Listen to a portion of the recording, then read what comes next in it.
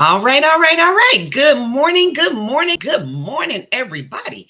I'm Felicia Harris Russell, and welcome back to Just Five Daily Devotionals, where we provide spirit led devotionals in 5 minutes, sometimes a little less, and sometimes a little more.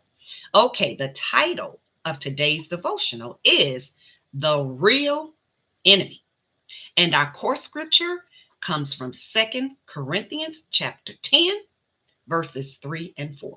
And it reads, though we walk in the flesh, we do not war according to the flesh. For the weapons of our warfare are not carnal or worldly physical weapons, but mighty in God for pulling down strongholds. I'll read it again. Though we walk in the flesh, we do not war according to the flesh. For the weapons of our warfare are not carnal or worldly physical weapons, but mighty in God for pulling down strongholds. Now, in this scriptural context, pulling down strongholds refers to demolishing walls of resistance in people's minds and hearts. So, when people are persecuting us, for example, for no apparent reason or for unjust reasons, ultimately, Satan is our enemy, not them, right? Ultimately, it is the strongholds in them that are influencing their actions.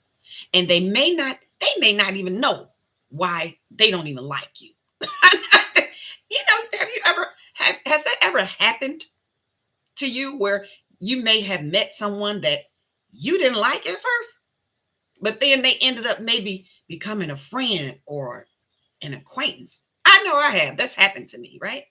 That's sad with Satan trying to get busy in the mess of it, pit you against them and them against you. But he wants to trick us and to distract us. And he wants us to focus on the person instead of who the real enemy is, right? Recognize who the real enemy is. He wants us to hate them or to talk about them and try to turn other people against them or to seek revenge on our terms when the word says vengeance belongs to the Lord. In other words, Satan wants us to handle things in our flesh and instead of responding in the spirit. So where we may want to slap them or get back at them in some kind of way. And can't we think of ways to get back at people? Let me speak for myself. I can. And I have. I mean, you just go over it in your mind, don't you? But instead, God says, pray for them. Or God may say, reach out to them and do something, some specific thing. And it's like, what? But, where you may want to get them kicked out of the group.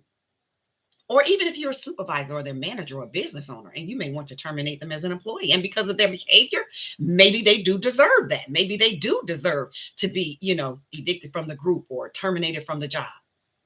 But God says, let me show you why they act that way. Because he wants us to see people through his eyes. He does. And to love with his heart. And that's not always easy. Is it? No, it's not. But we will grow through that. And if we allow God to love through us, if we allow God to be merciful through us in that situation, not only will we grow through it, that other person has the possibility of growing through it too, if they accept it. Now, I'm not saying just because people act crazy and they're disrespectful and they're rude and they're coming against you unjustly, that's okay. That's not what I'm saying. Because just because we or they have been mistreated, it doesn't give us a right or them to take things out on everybody, on the world, right? But what I'm saying is when we see things through Jesus's eyes and we allow God to love through our hearts, we'll find ourselves with compassion instead of coldness in our heart towards that person or people. And instead of being mad, you'll find yourself wanting to be merciful. And that has to be God, right? Yes. But isn't God merciful to us and he's good to us just like that? And he blesses us and when we don't deserve it. So when we handle things using our spiritual weapons and wisdom, God backs us up.